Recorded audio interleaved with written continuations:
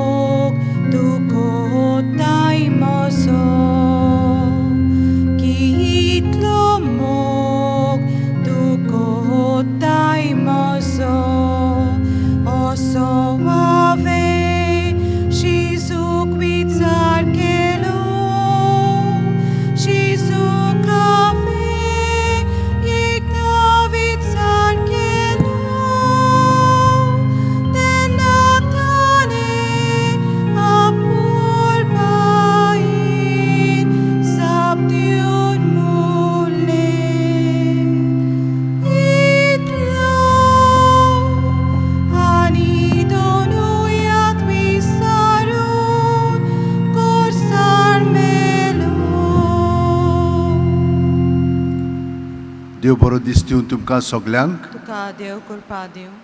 तुमकां माय मोगाचो येवकार दितात. तुमकांच न्हय पूण जीं आख्ख्या संवसारांत युट्यूबाचेर ह्या मिसान वांटो घेतात तितल्यांकूय. आयज आमी ह्या मिसान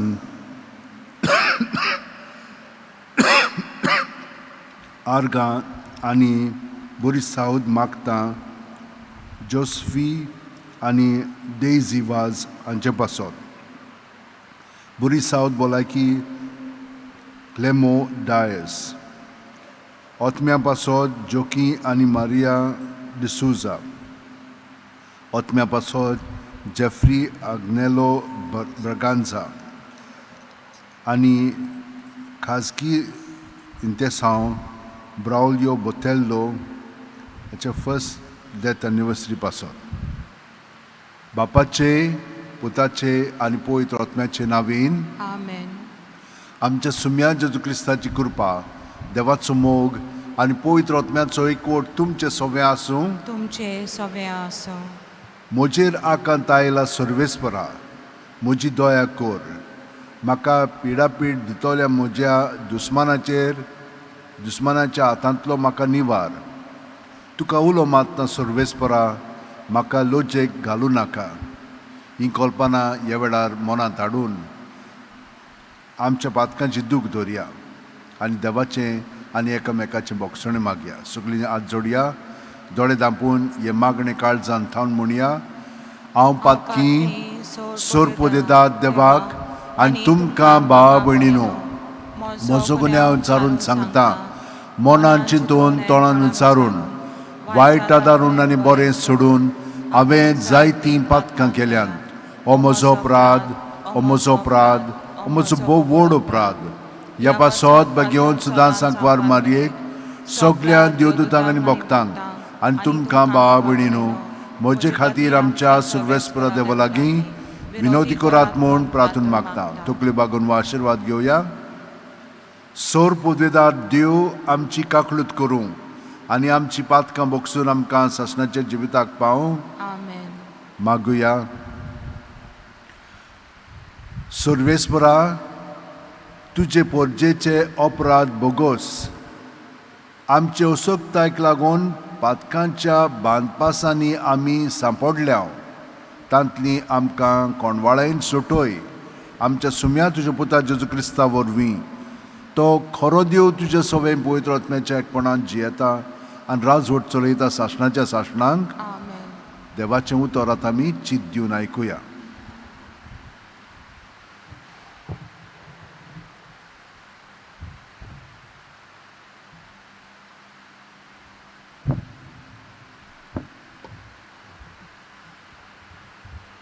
जर्मायस प्रवादीच्या पुस्तका वेलें वाचप. सगळ्याच वाटांनी आकांत. जायते जाण अशें म्हणून म्हज्यो मोसकोऱ्यो करतात ते हांव आयकतां. ताका लावून दिवया. म्हजे इश्ट कशे चलताले ते म्हजे घोटान पोलेवंक रावूंक लागले. घोडयेक तो फासान पडून फटवतलो. आमी ताका जिखतल्यांव आनी ताचो सूद घेतल्यांव. पूण एका बोलवंत विरा सारको सर्वेस्पोर म्हज्या सांगाता आसा. म्हज्या दुस्मानाचेर हांव जोयत व्हरतलों आनी ते सोकल्या पडटले. आपूण हारवले म्हूण ते लोचेन भरतले. केदी लॉज सदां तोखपाची विसरू नजो तोसली. पूण तूं दोलबाराच्या सर्वेस्परा सगल्यांक नितीन तपासून काडताय. अंतस्कारांचो आनी काळजाचो तूं ताव घेताय. तर ताचो तूं सूट घेतलोय. तो म्हाका पोल्योव दी, कित्याक हांवें म्हजें जिवीत तुज्या हातान सोडलां. सर्वेस्पराक गायोना करात, सर्वेस्पराची वाखाणणी करात. ताणें नोश्ट्या मनशाच्या हातांतलो गोरिबांचो जीव निवारलो. देवाचें उतर हें. देवाचें व्हड उपकार. आयकल्यात देवाच्या उतराक आमचो जबाब जावन दी. आकांताच्या वेळार हांवें सर्वेस्पराक उलो मारलो, ताणें म्हजो तालो आयकलो. आनी एकदां म्हणुया. आकांताच्या वेळार हांवें सर्वेस्पराक उलो मारलो, ताणें म्हजो तालो आयकलो. सर्वेस्परा, हांव तुजो मोग करतां, तूं म्हजें बोल. सर्वेस्पर, म्हजें कोडप, म्हजें कोट, म्हजो सोडवणार म्हणल्यार म्हजो देवूच. जबाब. आकांताच्या वेळार हांवें सर्वेस्पराक उलो मारलो, ताणें म्हजो तालो आयकलो. तो म्हजो दाल, म्हजो बोलिश्ट आदारी, म्हजो किलो, म्हजो आसरो. ताका सगलो मान फावो. सर्वेस्पराक उलो मारिना फुडें म्हज्या दुस्मानाच्या हातांतलो तो म्हाका निवारता. जबाब. आकांताच्या वेळार हांवें सर्वेस्पराक उलो मारलो, ताणें म्हजो तालो आयकलो. मरणाची लारां सोबोवती म्हजेर उपासलीं. नाटक करपाचो लोट म्हज्या आंगार आयलो. नरकांच्या सांकल्यांनी म्हाका बांदलो, मरणाच्या बांदपासांनी म्हाका दवरलो. जबाब. आकांताच्या वेळार हांवें सर्वेस्पराक उलो मारलो, ताणें म्हजो तालो आयकलो. आकांताच्या वेळार हांवें सर्वेस्पराक उलो मारलो, आदार दी म्हूण म्हज्या देवाक प्रार्थन केलें. आपल्या मंदिरांतसून ताणें म्हजो तालो आयकलो. म्हजी बोब ताच्या कानान पडली. जबाब. आकांताच्या वेळार हांवें सर्वेस्पराक उलो मारलो, ताणें म्हजो तालो आयकलो. उद्गार. तुजें उतर सोम्या, आत्मो आनी जिवीत. सासणाच्या जिविताचो निरोप तुजें सवें आसा. सर्वेस्पर तुमचे सवें आसूं. तुमचें सवें आसूं. जुवामा पोरमोणे जेजू क्रिस्ताचें शुभ वर्तमान. महिमा तुका सोम्या. जेजूक फातरावंक जुदेवांनी नव्यान फातोरू कोल्ले. जेजून ताका सांगलें, बापाचे पोदवेन जायत्यो बऱ्यो कोरण्यो हांवें तुमच्या दोळ्या मुखार करून दवरल्यात. तांतले खंयचे कोरणे पासत तुमी म्हाका फातरावंक सोदतात? जोदेवानी ताका जबाब दिलो, बऱ्या कोरण्यांक लागून आमी तुका फातरावंक सोदिना, पूण तुजे देव निंदे पासत, कित्याक तूं मनीस जावन आपूण देव म्हूण सांगताय. जेजून ताका जाप दिली, तुमी देव म्हूण हांव सांगतां अशें तुमच्या शास्त्रांत बरयल्लें आसा की ना? पवित्र पुस्तकांतलें उतर मोडूं नजो. म्हणटच जांकां देवाचें उतर पावलां तांकां तुमचें शास्त्र देव म्हणटात. आनी बापान म्हाका संस्कारला आनी संवसारांत धाडला आसतना तरी हांव देवाचो पूत म्हूण हांवें सांगलां, देखून तुमच्यान म्हाका तूं देव निंदा कोत्ताय अशें म्हणूं येता. हांव म्हज्या बापाच्यो कोरण्यो करिना जाल्यार तुमी म्हजेर विस्वास दवरूं नाकात, पूण हांव त्यो कोत्तां जाल्यार जरी तर तुमी म्हजेर विस्वास ठेविनात, त्या कोरण्याचेर तरी विस्वास दवरात.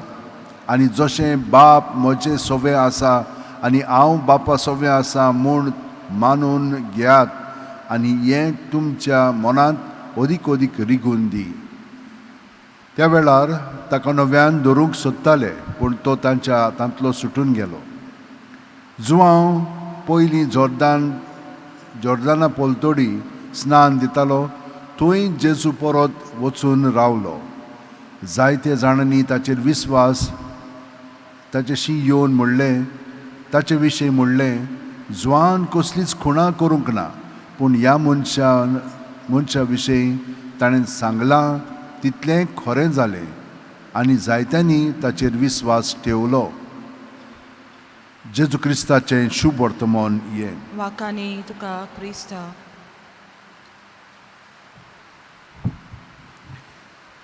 जेजूचेर आमी विस्वास ठेवता न्हय, पूण कित्याक लागून ठेवता? पयले सुवातेर तोच आमकां सगळें स्पश्टपणी सांगता. आमी देवासून आयिल्लीं आसा शब्दांतल्यान, आनी शब्द जावन आसा जेजू. म्हणटो जेजून आमकां ह्या संवसारांत हाडल्यान. हें एक जालें. पूण आतां फारिज्यो ताका म्हणटात, तूं देव निंदा कोत्ताय, तूं म्हणटाय हांव देवाचो पूत, तूं देवा सारको जाल्लो आसाय. पूण जेजू कितें म्हणटा, तुमी सगळीं देवाचीं भुरगीं न्हय. म्हणटत आमी सगळीं जाणां देवासून आयिल्लीं आसा, आमी देवूच. पूण आमी देव न्हय. आमकां देवाची गरज आसा, कित्याक आमी रोच ना देवाची. देवान आमकां सारकी केलेली आसा. पूण जेजू आमचे सारकेलो जावन आमकां आपल्या उद्देशी देवाचे भुरगीं खरी करून काडटा, आनी देवाचें जिवीत आमचे सगळें तो उपजायता. म्हणटोच तो देवासून आयला. म्हणटोच ह्यो सगल्यो कोरण्यो ज्यो कोत्तात, लोक म्हणटा अरे वा, कितें म्हणून ताची शिकप, कितें म्हणून ताच्यो कोरण्यो.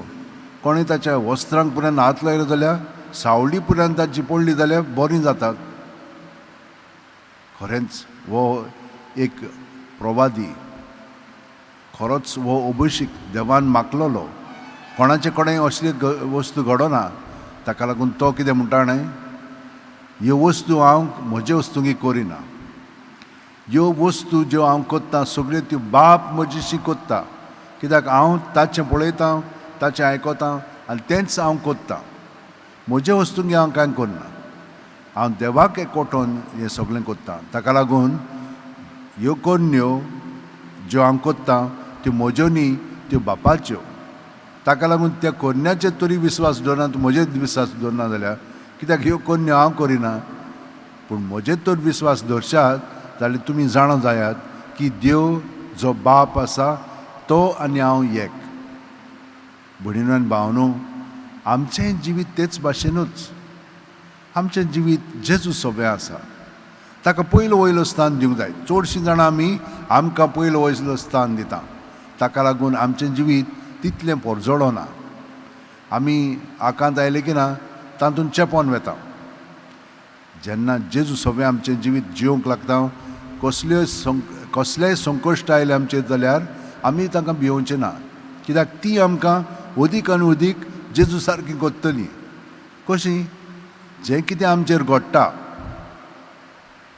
कशें घडटा तें भायल्यांतल्यान घडटा. जावं मनशां ओ जावं प्रसंग, तांचे उद्देशी आमकां कितें ना कितें घडटा. ताचो परिणाम आमचेर जाता. ती आमच्या चिंतनांनी, भावनांनी येतात, आनी हांगसर मागीर तें सगळें घडोवन घडटा. म्हणटच हें घडटा तें आमचें सोबें, आनी जांकां लागून घडटा तितल्याकूय आमी आजीर जावंक जाय जेजू सोबें. आनी कशें जेजू सोबें? प्रत्येक सुस्कारांतल्यान ताका एकवटोन रावलीं की ना, तांकां आमचें सोबें घडटा तितल्याकूय आमी जेजूच्या एकवटान दवरतले.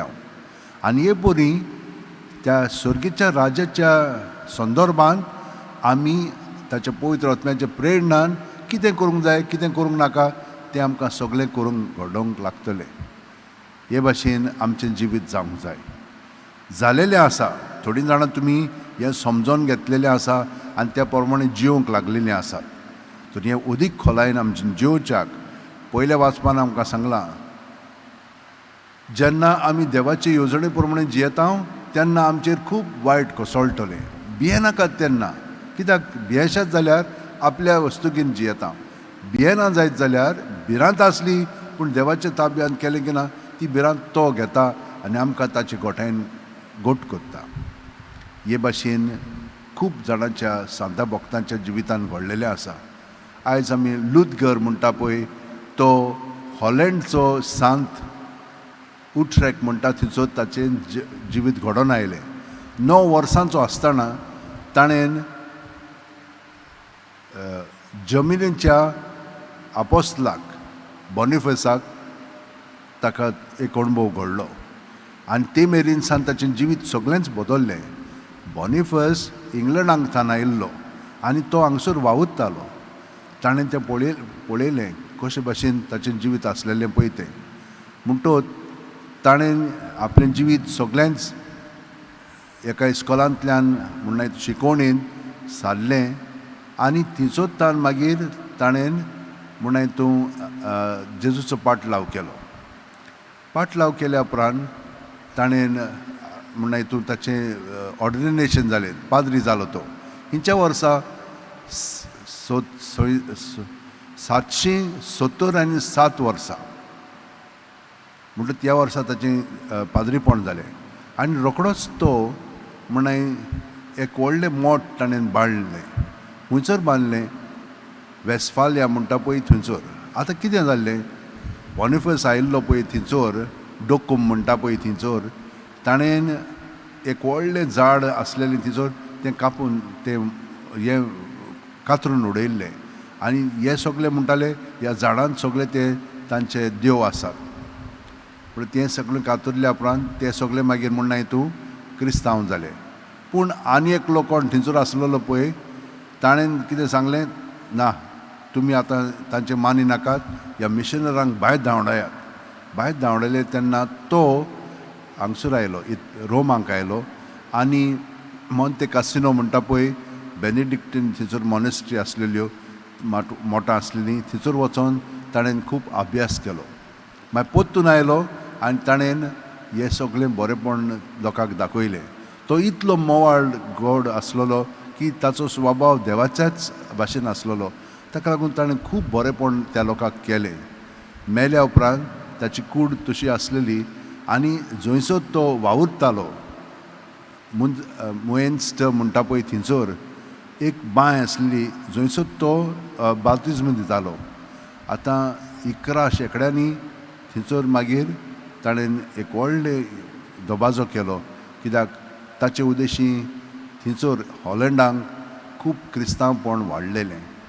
म्हज्या भयणीनो आनी भावनो, आमकां क्रिस्तांवपण भाग्योन फ्रांसीस शेवेरान दिलेलें आसा. म्हणून पळयात देव कशे भाशेन प्रत्येक जाग्याचेर आपले मुन्यारी धाडटा आनी हे भाशेन लोकांक तो घडोवन हाडटा आनी आमी सगळीं जाणां जेजू भाशेन जिवंक शकता. नाजाल्यार आमी आमचे आदले भाशेन जियेतले आसलेले हांव, पूण तरी पूण आमी अदीक खोलायेन आमचें जिवीत सारूंक जाय. पूण तें कशें सादतलें हांव? सदांच जेजून आमकां आपल्या जिवितांतल्यान दाखयलां. रातचो तो मागण्यांक वेतालो, सकाळीं उठ्ठना मागण्यांत आसलो. आमी सगळीं जाणां मागण्यांत आसता, पूण कसली मागणी? ताका चिटकोन रावपाची मागणी आमी दवरया. आनी चिटकोन कशें रावंक जाता? सुस्कारांतल्यान. कित्याक सुस्कार जावन आसा आमचें जिवीत, वय जेजू जावन आसा हें जिवीत. तो आमचे कुडींत मनांत ओतम्यांत भरता, सगळें आमचें सवें आहा तितलें आपणाचेर काडटा आनी आमकां सुटका दिता. कसली सुटका? पातकांतली, आपलेपणांतली. तर हे भाशेन आमी ताचे सवें जियेले की ना, बाकीचे तो आमचें सवें करतलो आमच्या उतरांनी, कोन्यांतल्यान आनी चालींतल्यान. तर हें करच्याक आमच्या हात अशें उंटयेन दवरया, दोळे बंद करया. प्रत्येक सुस्कार घेता तेन्ना जेजून आमी बरोवन येता. कुडींत, मनांत, ओतम्यांत सगळें आमचें सवें आहा तितलें जेजू सवें आसा. सुस्कार भायर सोडटना जेजूच्या नांवान तें भायर काडया. जेजू म्हणीत रावया, सुस्कार काबार जायसर.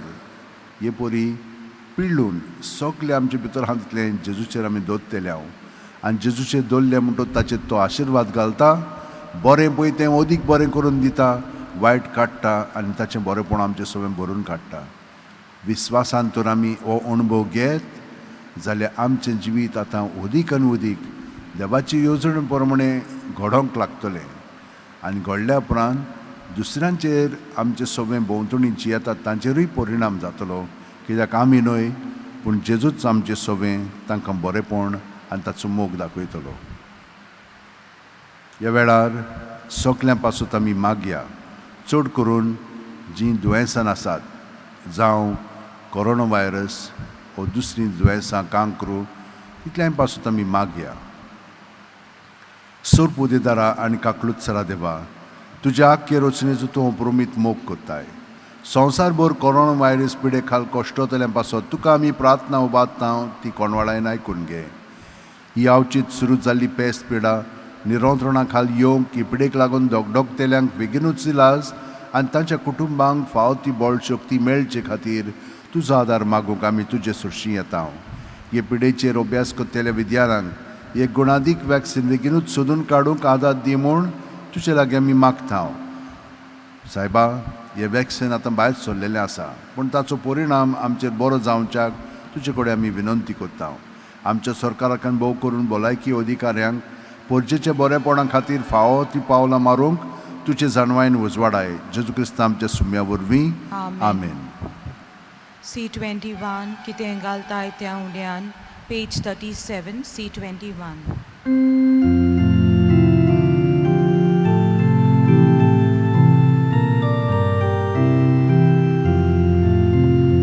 कितें घालताय त्या उंड्यान कितें घालताय ते काशी यातीक बाबाच्या हातान कितें वेरेन दवरताय कितें घालताय त्या उंड्यान कितें घालताय ते काशी यातीक बाबाच्या हातान कितें वेरेन दवरताय म्हजो मोतमावानी कोण म्हजे काळीजांनी कोण म्हजो संतोषानी तूं सगळी म्हजी शीत घालता.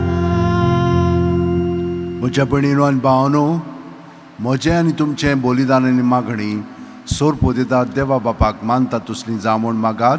हें तुमच्या हातांतलें बलिदान आपल्या मनाक आनी मोहिमेक आमच्या नाक्या पवित्र सवेच्या दावाक सर्वेस्पर मानून घेवं. काकलूत सारा देवा, तुजे वेदी भोंवतणी आमकां एकठांय करून हो योद्न तुका फावो ते परी भेटोवंक आमकां कृपा दी. तातूंत सदां वांटो घेवन सासणाची सोडवण आमी जोडुशी कर. हें आमी मागता तुज्या पुता जेजूच्या नांवीन. आमेन. सर्वेस्पर तुमचे सवें आसूं. तुमचे सवें आसूं. आमची काळजां उबारुया. आमी ती सर्वेस्पराताय मागता. सर्वेस्पराक आमच्या देवाक दिन वासुया. अशें आमी करूंक फावो. सर्वेस्परा पवित्र बापा, सोर पोदेदारा आनी सासणाच्या देवा, सोर कालेन सोर थायत आमी तुका दिनवासूंक फावो हो कायदो नितीचो आनी आमच्या फायद्याचो. आमचे कुडीक आमी दोणवण दिताना ओगुणाचें बळ तूं मोडटाय. आमची मनां उंच उबारताय, वेगवेगळे सुगूण वाडयताय आनी क्रिस्त आमच्या सुम्या वरवीं सासणाचें इनाम आमकां दिताय.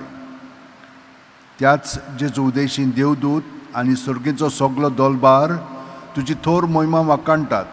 तांचे सांगा ती आमचेय ताळे मेळून आमी तुजी स्तुती घालता. पवित्र पवित्र पवित्र दोलबाराचो सर्वेस्पर तूं स्वर्ग आनी संवसार बोला तुज्या वैभवान उंसर्गी तुका आसोय सोय. सर्वेस्पराचें नांव येता ताका आसोय. उंसर्गी तुका आसोय सोय. बापा, खरोच तूं पवित्र. तूंच सगळ्या पवित्रपणांची जोर. तुज्या पवित्र आत्म्याक धाडून ही देणी पवित्र कर म्हूण आमी मागता. जावं ती आमकां आमच्या सुम्या जेजू क्रिस्ताची कूड आनी रगत.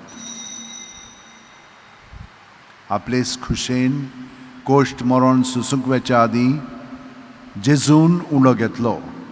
तुका दिनवासून तो मोडलो. तो आपल्या शिस्सांक दिलो आनी म्हणलें, ओ तुमी सोमेस घेयात आनी खायात. ही म्हजी कूड तुमचे पासत समोर पोंची.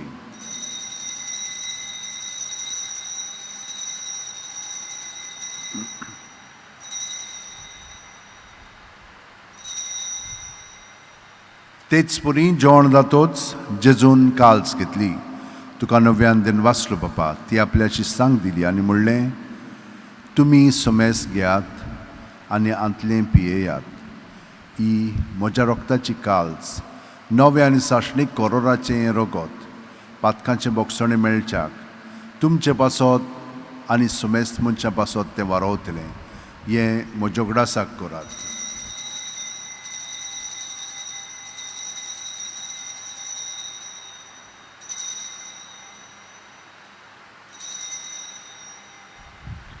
भावार्थाचो गूट परगटुया. तुज्या कुर्सांनी पुनर्जीवनपणा वरवीं तुवें आमकां सोडयलीं सौम्या. संवसाराच्या सोडवणारा आमची सोडवण कर.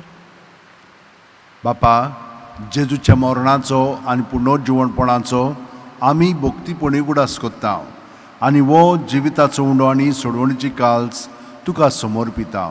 तुजे मुखार येवंक आनी तुजी सेवा करूंक आमकां फावो केलें देखून आमी तुका दिनवासता. आनी जेजूची कूड आनी रगत शेवतेल्या आमा सुमेस्तांक पवित्र आत्म्या वरवीं एकठांय कर म्हूण आमी नम्रतायेन मागता. सर्वेस्परा, आख्खे पृथ्वीचेर विस्तारलोले तुजे पवित्र सुबेचो उगडास कर. आनी फ्रांसीस आमच्या बागेवन बापा, फिलीप नेरी आमच्या गवळी बापा आनी सगल्या याजनिकी वर्गा बरोबर तिका प्रिती मोगांत वाडय. पुनर्जीवनपणाचो बरवासो धरून मेल्यांत त्या आमच्या भावा भयणीची काकळूत कर. तांकां आनी तुजे इश्टागतीन मेलेल्या समेस्तांक तुजें पोरजोडी तुमकां मोळ पळोवंक फावो कर. आमा समेस्तांची दया कर म्हूण आमी मागता. आंकवार मारये देवाची माये सांगाती तिचे पती बागेवन झुजे बागेवन दोर्मदूत आनी सर्व काळीन तुका मानवल्यान ते सगल्या भक्तां बरोबर सासणाच्या सुखांत आमकां वांटोती. तांच्या सांगाता तुजी महिमा गावंक आमकां फावो कर. जेजू क्रिस्ता तुज्या पुता वरवीं. त्याच जेजू वरवीं, त्याच जेजू सांगाता, त्याच जेजू ठाय पवित्र आत्म्याच्या एकपणान सोर पुतेदार बापा, सोर वंदन आनी वैभव तुका सासणाच्या सासणांक. आमेन.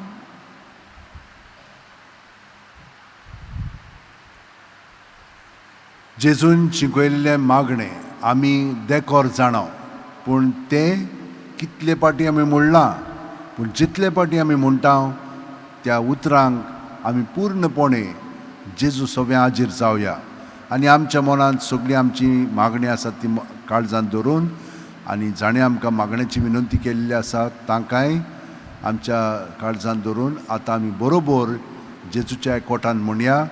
आमच्या बापा सुर्गींच्या, तुजें नांव पवित्र जावं, तुजें राज आमकां येवं, तुजी खोशी स्वर्गांत जाता तशी संवसारांत जावं. आमचो दिसपटो गिरास आयज आमकां दी आनी आमी आमचे चुकलेल्यांक बक्षिता तशींच आमची पातकां बुगोस आनी आमकां ताणेक पडोवंक दिवं नाका, पूण वायटांतली आमकां निवार. सर्वेस्परा, सोर वायटांतली आमकां निवार. दया करून ह्या जिवितांत सवस्काय आमकां दी. सुर्गेच्या सुखाक आनी आमच्या सुरवंडारा जेजू क्रिस्ताच्या येण्याक आमी बोरवाशान ओतरेकता.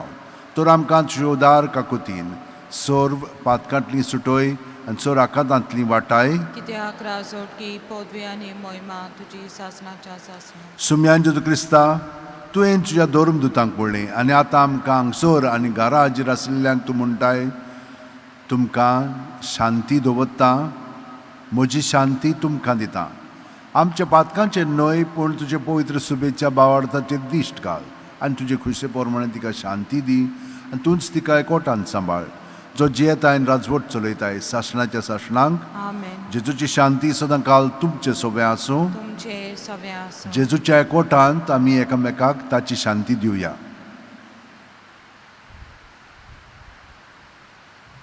देवाचे शिले संवसाराचे पाप काडटले आमची काकलूत कर.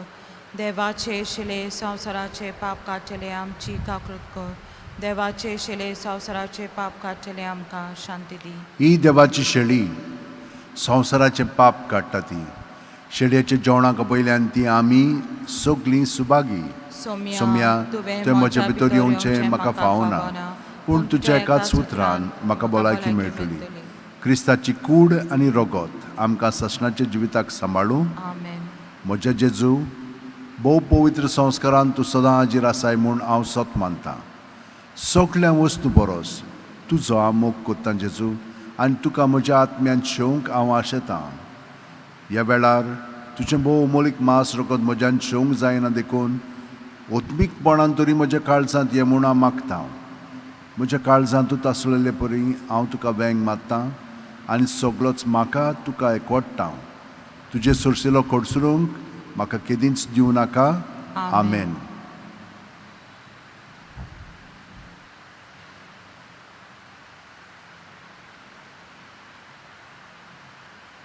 D24 Kali's Moje tu Correcta. Page 60, D24.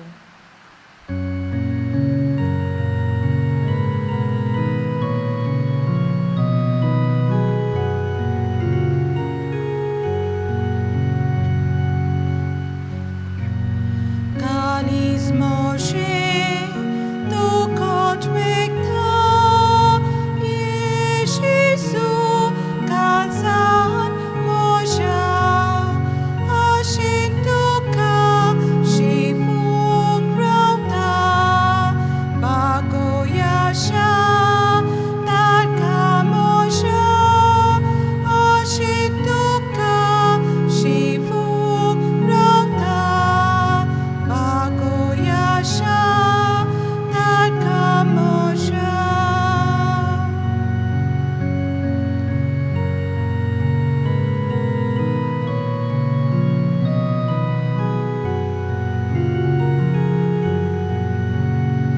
Ot momoso tuktaneta Yeshisu ot mian moja Shivot moja buktan lakta Ye Yeshisu Shivan moja Jivok moja buktan lakta Ye Yeshisu Shivan moja.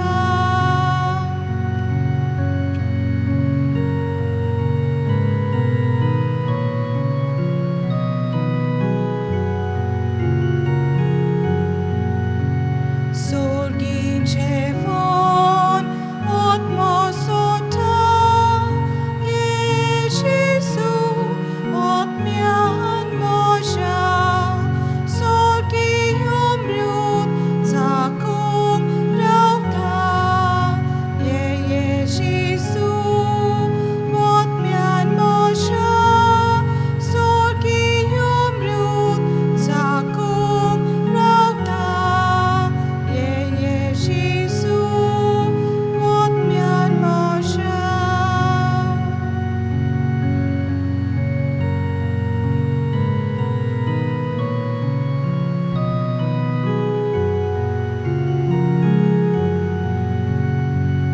Jonah vine munis mota Yeshisu Jonah moja vine Jusoranta Ye Yeshisu vine moja vine Jusoranta Ye Yeshisu vine moja.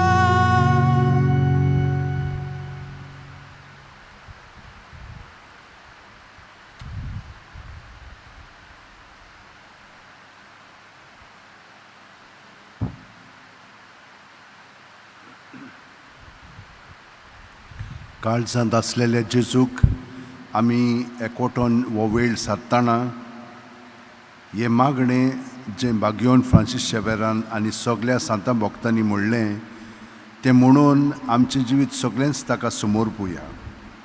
घे दोनिया म्हजी सत्या, म्हजी खुशी, म्हजें गिन्यान, म्हजें काळीज, सगळें म्हजें तितलेंय तुवें तें म्हाका दिलां.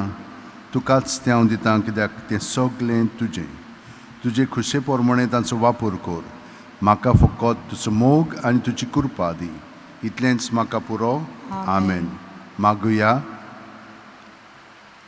मोगाळा बापा, जेजूच्या कुडी रोगताच्या योजनांत आमी वांटो घेतला देखून तुजो आलाशिरो आमकां निरोंतरी फावो कर आनी ताचे वरवीं सगळ्या वायटांतली आमकां निवार.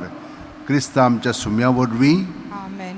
सर्वेस्पर तुमचे सवे आसूं तुमचे सवे आसूं. आनी सोर पोदेदार देव बाप आनी पूत आनी पवित्र आत्मो आमचेर आशिर्वाद घालूं. आमेन. वचून याद क्रिस्ताची शांतीन आनी मोगान तुमकां धाडटा. देवाचें वडपकार. भाग्यवन फ्रांसीस शेवेरा, जेजूच्या मोगान तुजें काळीज सदांच लासतालें. देखून जेजूचें नांव आनी सोडवणेची बरी खबर पोरगोटूंक देसा देसांनी तुगेलो यांचो जीव झरोवन मेलोय. ह्या पासत बापान तुका स्वर्गार मोहिमेंत भरलो आनी संवसारान तुजी कूड लेगून कुसूंक दिली ना. ह्या देण्या खातीर संतोशान आमी बापाक दिन वाचता आनी आतां आमचेच पासत तुजी विनोती मागता. जोण एकल्यान आपणाक जाय तें भाग्यवन फ्रांसीस शेवेरा कडेन मागचें.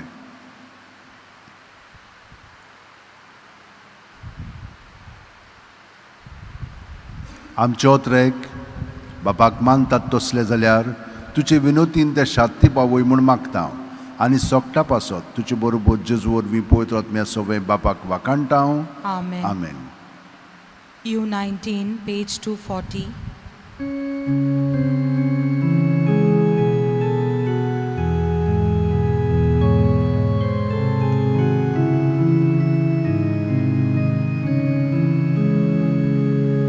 San Francisco Xavera,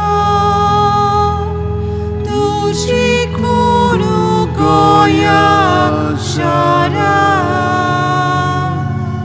tu Jesus já soy nica, soda soy ti von kormaka. Já soy nica, soda soy ti von kormaka. San Francisco Xavera, Xavera, tuji kuru goya shara, shara, tuji